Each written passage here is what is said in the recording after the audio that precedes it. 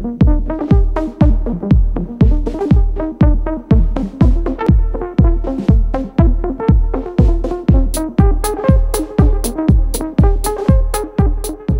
is the ARP 2600.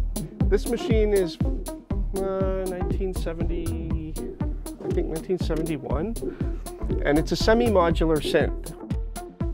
I've seen credits on certain albums, you know, ARP 2600, like the Nine Inch Nails used it, and Depeche Mode, there's photos in their older record sleeves, and you see this thing sitting in the background, and of course you look at it and you're like, well, what is that? Like, it's just curious, you know, like I've always been very curious to see what it was, and a friend of mine had one sitting there, and he's like, well, it's for sale, you know, if you want to purchase it. So I got as much money as I could together and purchased it right away. And it's a machine that certainly never gets boring because you can always do things to it. You can run sounds into it and process sounds.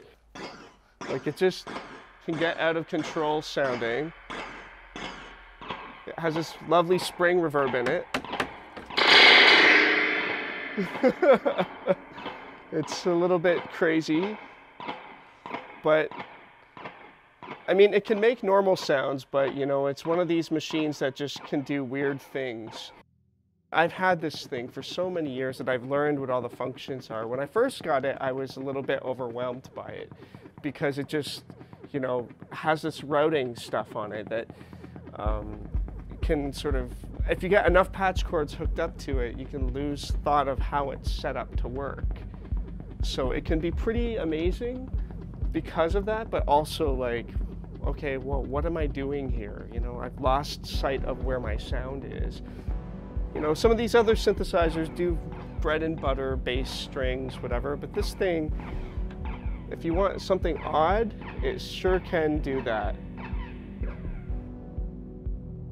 It's never leaving. It's very, very much a part of our sound.